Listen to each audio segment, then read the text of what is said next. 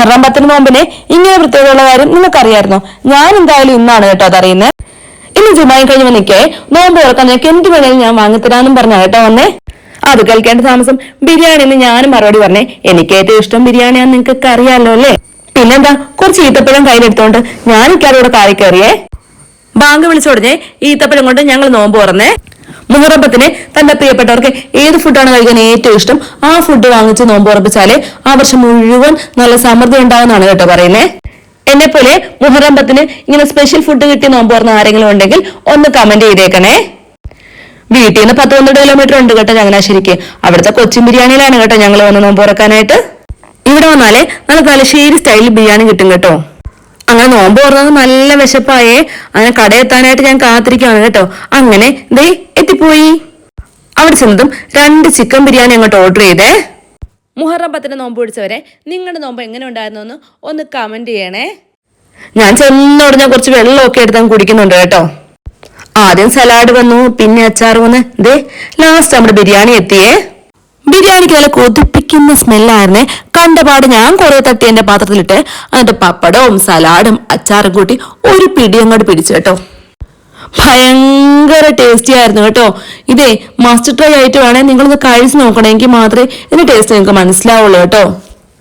ഇക്കാക്ക് മന്തിയാണ് ഏറ്റവും ഇഷ്ടം. പിന്നെ ഞാനൊരു ബിരിയാണി ഭ്രാന്തി ആയതുകൊണ്ട് ഇവിടെ കൊണ്ടുവന്നതാണ് കേട്ടോ. ഇക്കാക്ക് ഏറ്റവും ഇഷ്ടം ബീഫ് ബിരിയാണിയാണ്. പക്ഷെ ഇക്ക ഇപ്പൊ വാങ്ങിച്ചിരിക്കുന്നത് ചിക്കൻ ബിരിയാണിയാണ്. അതിന് പിന്നിലെ ഒരു രഹസ്യമുണ്ട് കേട്ടോ. ഞാനേ ചിക്കന്റെ എല്ലാ പീസും കഴിക്കാറില്ലേ, ചില പീസുകൾ മാത്രമേ കഴിക്കാറുള്ളൂ. അപ്പൊ എനിക്ക് കിട്ടുന്ന ബിരിയാണിക്കകത്ത് ഞാൻ കഴിക്കാത്ത പീസാണെങ്കിലേ മാറ്റിത്തരാലോ എന്നും പറഞ്ഞാണ് കേട്ടോ ഇക്ക ചിക്കൻ ബിരിയാണി ഓർഡർ ചെയ്ത്. എന്താല്ലേ മാഷാ അല്ലാ, പഠിച്ചവനെ എന്നെ ഇത്രയും കയറിയുന്നതിന് നീ അർഹമായ പ്രതിഫലം ഇക്കാക്ക് കൊടുക്കണേ. തലശ്ശേരി സ്റ്റൈലിലുള്ള ബിരിയാണി ആയിരുന്നു. ഇറച്ചിയൊക്കെ നല്ല സോഫ്റ്റ് ആയിരുന്നു കേട്ടോ. മുഹറം 10 പകലൊക്കെ ഞങ്ങൾ ഹോസ്പിറ്റലായിരുന്നേ. ഇക്കാക്ക് തീരെ വയ്യാതെ ഇക്കാനെ കാണിക്കായിട്ട് ഹോസ്പിറ്റലിൽ ഇരിക്കായിരുന്നു കേട്ടോ. ബൈ ദ വൈ, ആക്രാന്തത്തോടെ ബിരിയാണിയൊക്കെ വലിച്ചു കയറ്റുന്നുണ്ടെങ്കിലേ പണി കിട്ടി. നോമ്പ് പിടിച്ചതല്ലായിരുന്നോ? കുറച്ച് ബിരിയാണി കഴിച്ചപ്പോഴത്തേക്കും വയറങ്ങ് കമ്പിച്ചു കേട്ടോ. പിന്നെ കഴിക്കാൻ പറ്റുന്നില്ല, എന്ത് ചെയ്യും? പിന്നെ എങ്ങനെയൊക്കെയോ ബിരിയാണി കഴിച്ചു. നിങ്ങൾക്ക് ഇങ്ങനത്തെ അവസ്ഥ ഉണ്ടായിട്ടുണ്ടോ? കുറച്ച് ബിരിയാണി കഴിച്ച് സഹായിക്കുമോന്ന് ഇക്കയോട് ചോദിക്കുന്ന എന്നെയാണ് കേട്ടോ നിങ്ങളിപ്പോ കാണുന്നത്. ഫുഡ് കഴിച്ചിറങ്ങി കഴിഞ്ഞപ്പോഴും ഭയങ്കര മഴ.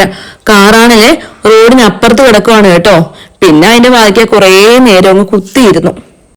മഴ പഠിച്ചവന്റെ അനുഗ്രഹമാണല്ലോ. പിന്നെ അതൊക്കെ നോക്കി ആസ്വദിച്ചങ്ങ് അവിടെ അങ്ങ് ഇരുന്നേ. മഴയുടെ എളുപ്പം കുറഞ്ഞതും ഇക്ക കാർ എടുക്കാനായിട്ട് പോവാണ് കേട്ടോ. കാറും എടുത്ത് വന്നിട്ടേ ഇനി മെഡിക്കൽ സ്റ്റോറിൽ പോയി കുറച്ച് ഗുളികയും കൂടെ വാങ്ങിക്കാനുണ്ട് കേട്ടോ. കുറച്ച് മെഡിസിനെ ഹോസ്പിറ്റലിലും കിട്ടില്ലായിരുന്നേ. അപ്പൊ അത് വാങ്ങാനായിട്ടാണ് ഞാനീ പോകുന്നത്.